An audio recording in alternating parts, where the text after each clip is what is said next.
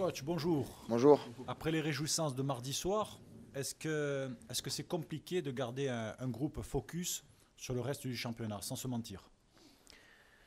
Ah non, je pense au contraire. Je pense que jouer sans cette pression qui est constante au-dessus de notre tête, c'est quand même plus réjouissant que de jouer avec justement cette épée de Damoclès. Donc là, on est libéré et on compte bien le montrer sur le terrain. Oui, on a vu effectivement à la fin du match l'autre jour qu'il y a eu une véritable libération mentale avec des joueurs qui étaient soulagés, très clairement. Et selon vous, en fait, ce soulagement, il ne va pas venir dire on se relaxe, mais au contraire, il va venir dire peut-être que, il y a peut-être quelque chose à faire, même en termes personnels. Après, le fait que les joueurs soient soulagés, je trouve que c'est une bonne chose. Ça veut dire qu'ils étaient investis de la mission. Ensuite, j'ai envie de dire, à l'heure actuelle, nous, on va essayer de surfer sur cette dynamique parce qu'on sait à quel point c'est dur d'enclencher une série de victoires ou de non-défaites. C'est ce qu'on a fait et pourquoi pas la prolonger. Et après, on a eu un championnat peut-être compliqué, mais on est quand même en train de jouer notre maintien, même si on se dit que c'est fait. Il faut l'assurer mathématiquement et on ne veut pas que les autres nous le donnent, on veut aller le chercher nous-mêmes. Je reviens un petit peu sur ce match de Concarneau. Vous avez titularisé Benjamin Santelli. Est-ce que c'était une façon aussi pour vous de se dire on va essayer de garder le ballon parce que Benjamin est quand même quelqu'un qui garde plus le ballon que Florent Bianchini qui se porte vers l'avant. Est-ce que c'était ça l'idée ou pas? L'idée, c'était encore une fois de concerner tout le monde et tous les acteurs majeurs de la saison. On pensait qu'à domicile, avec l'expérience qu'a Benji, et on sait que sa débauche d'énergie à chaque match est énorme, allait nous aider à remplir notre mission. En plus de ça, il y a eu ce but qui a été libérateur pour lui et pour nous.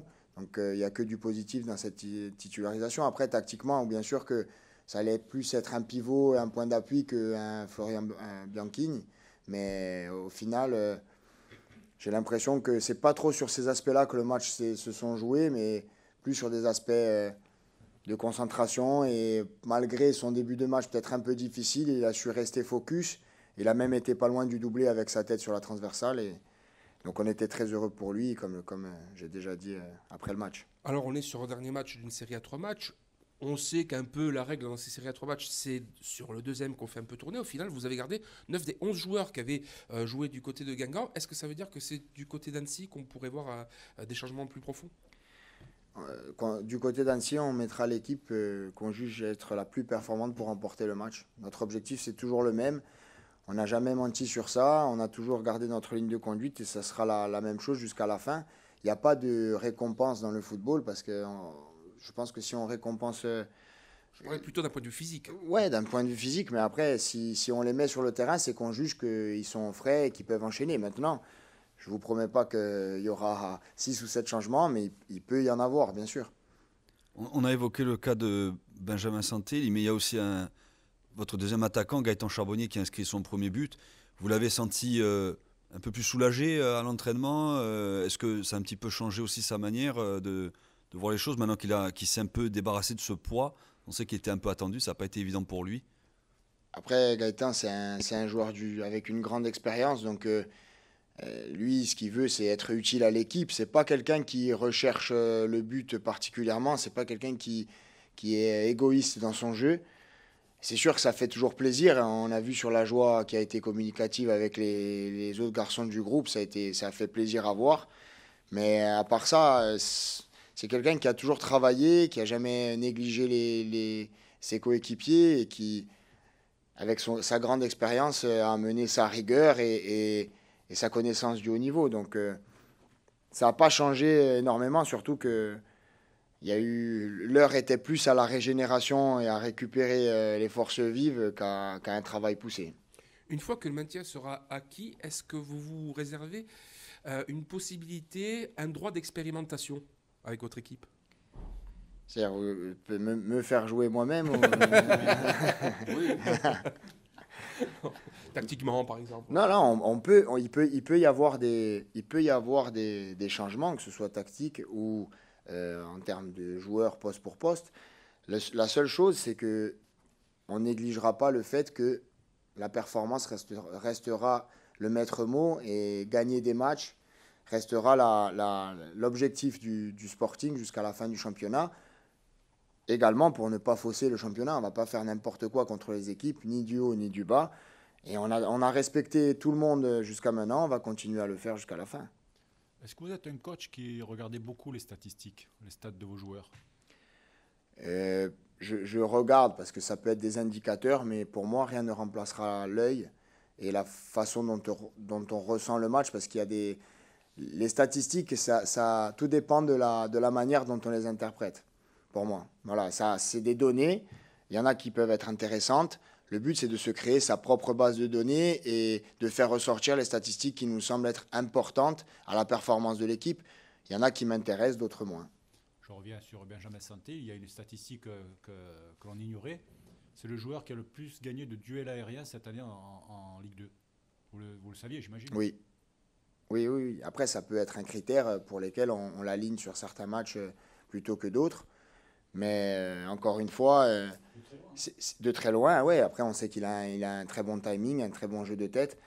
Derrière, c'est qu'est-ce qu'on en fait. C'est qui on met autour pour exploiter ces failles-là et ces qualités-là, pardon, et savoir, lui, le mettre dans les meilleures dispositions, dans quelle zone du terrain le faire sauter, face à qui. Voilà. Nous, on est là pour justement interpréter et raconter et créer une histoire autour du match et s'imaginer un scénario. Après, des fois, ça se passe bien et en tirer le meilleur, bien sûr, et d'autres fois, ça se passe moins bien, malheureusement. Puisqu'on parlait de cas particuliers, il y a aussi le cas d'Edi Dramé. Depuis que vous avez pris l'équipe, il est plutôt souvent titulaire. Maintenant, on sait que c'est un joueur qui a dû manger son pain noir et qui a eu des périodes où il n'était vraiment pas dans le groupe.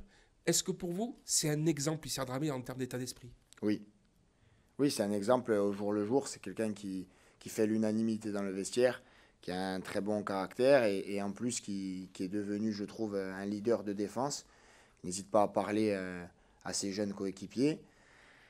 Et c'est quelqu'un qui a mangé son pain noir, pour qui la saison par moment a été compliquée. Mais dès qu'on a pris nos fonctions, il nous a assuré qu'on pourrait compter sur lui et c'est promesse tenue. Vous parlez d'un leadership qui s'est révélé. Est-ce qu'il y en a aussi d'autres dans ce cas? Est-ce que ces dernières semaines, il y en a qui sont un peu ressortis du lot, qui ont réussi à se mettre en avant de la bonne manière dans le groupe? Parce qu'il y a eu la sensation à un moment justement que ça manquait un peu de leadership dans ce groupe.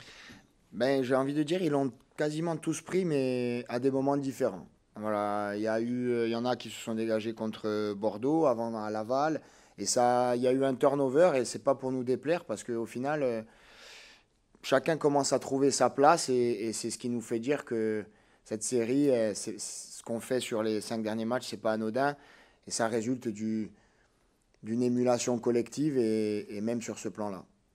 Est-ce que vous savez déjà s'il y aura quelques changements dans le groupe qui sera convoqué pour partir à Annecy? Par exemple, Fasciné Conté, finalement, vous ne l'avez pas pris pour le match de mardi. Il peut y avoir des évolutions. Est-ce qu'il y a des blessures aussi, peut-être, qui se sont déclarées entre l'entraînement d'aujourd'hui d'hier?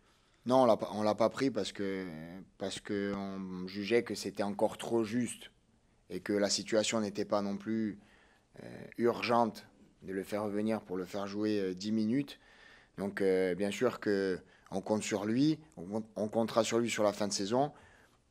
Tout s'est bien passé sur l'après-match, que ce soit sur l'entraînement ou sur la récupération. Donc on verra ce qu'on fera aujourd'hui, mais il y a de grandes chances qu'il soit du voyage avec nous à Annecy. Ben, posons la question justement directement, parce que vous parliez de la gestion de Fasciné Conté. Est-ce que le fait de savoir qu'il s'agit de la principale valeur marchande du club rentre en compte aussi dans la façon dont vous le gérez? Pour moi, non.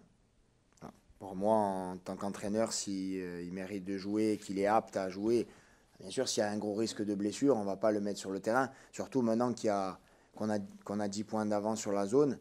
Mais s'il le faut pour marquer des buts ou pour débloquer des situations, on le fera jouer, il n'y aura aucun doute là-dessus. Un petit mot quand même sur Annecy. On croit savoir que Djoko ne jouera pas, je ne sais pas si vous êtes au courant. Je ne suis pas au courant, non. Vous avez évidemment regardé le match contre Caen. Qu'est-ce que vous en pensez de cette équipe? C'est une équipe qui a une manière de jouer et qui s'y tient avec un très bon coach, un coach expérimenté. Donc c'est une équipe qui presse, qui vient nous chercher très haut, qui parfois arrivent à, je dirais, piquer dans ces transitions rapides, c'est-à-dire qu'ils récupèrent des ballons, ils vont vite vers le but, donc ils sont très généreux. Ils jouent sur ça. Depuis quelques matchs, il y a du public, en plus au stade. Donc je pense que ça va être une belle opposition. On compte bien profiter des espaces qu'ils laissent. Mais j'ai envie de dire, Annecy, c'est une équipe qui est aussi sur une bonne dynamique, malgré le revers à Caen. Mais il ne faut pas oublier qu'ils ont eu un carton rouge prématuré qui les a handicapés. Je pense que le match aurait été tout autre parce que on voit de la cohérence derrière le jeu d'Annecy et on les a vus jouer sur quelques matchs et c'est toujours avec cette ligne de conduite-là qu'ils entament et qu'ils finissent leur match et je pense que ça sera la même chose contre nous. Je ne vois pas pourquoi ils changeraient. Est-ce que c'est un petit peu le même profil que Dunkerque ou pas du tout? Ils sont peut-être moins basés sur de la construction basse, mais par contre, ils sont très dangereux quand nous, on aura le ballon, je pense. Virtuellement, tout est encore possible jusqu'à la fin de la saison. On peut imaginer une place encore au-dessus. Est-ce qu'on peut s'imaginer une fin de championnat beaucoup plus folle qu'est-ce qu'elle est aujourd'hui? C'est-à-dire, on a assuré le maintien, mais est-ce qu'on peut imaginer quelque chose de plus... Disons que le maintien, vu ce qu'on a vécu dans la saison, on l'assurera quand mathématiquement on aura les points d'avance nécessaires. Est-ce qu'on peut faire barrage? Non. De barrage à l'heure actuelle, on n'en parle pas. Là, ce qu'on veut, c'est aller gagner à Annecy. C'est sûr qu'après, si on gagne à Annecy, on fera un état des lieux après le match des points qu'on a récupérés ou des points qu'on a perdus aussi sur la zone rouge. Et on réévaluera ça match par match. Mais ça a été notre philosophie depuis qu'on est arrivé. Et on ne va pas changer maintenant qu'on s'est éloigné d'en bas. On n'a pas encore regardé en haut, pour tout vous dire. Est-ce qu'il y a de la revanche collective par rapport à tout ce que vous avez essuyé depuis le mois de janvier et le mois de février? C'est une revanche, je dirais oui et non. Bien sûr que nous, des fois, on va s'en servir comme levier de motivation, de dire que c'est nous contre le reste du monde. Mais ça, c'est surtout quand on est à l'extérieur. Parce qu'ici, on a notre public. On sait que malgré tout... Pas facile le public. Pas facile, mais présent. Pas facile, mais présent. Ouais, mais bon, ça, c'est le lot de tout joueur. On va pas dénigrer notre public qui a été une force dans notre histoire et même une force récente. Parce qu'au final... la communion qu'il y a eu à la fin du match, on peut se dire que, bien sûr, que le public est exigeant, mais nous, on se doit d'être exigeant envers nous-mêmes pour satisfaire ce public-là. Donc, moi, il n'y a aucun problème avec ça. Je préfère être dans un club où le public vit les matchs et se procure des émotions que dans un club où on a 500 spectateurs et on joue sans pression. Je pense qu'on joue tous au football pour ça. Et non, au final, non, ça n'a pas été nous contre notre public. Ça, à domicile, au contraire, il faut trouver le moyen de les emmener avec nous. Après, à l'extérieur, c'est autre chose. Bien sûr qu'on est plus nous contre le reste du monde, mais ça, c'est plus de l'ordre de la motivation que du réel, j'ai envie de dire.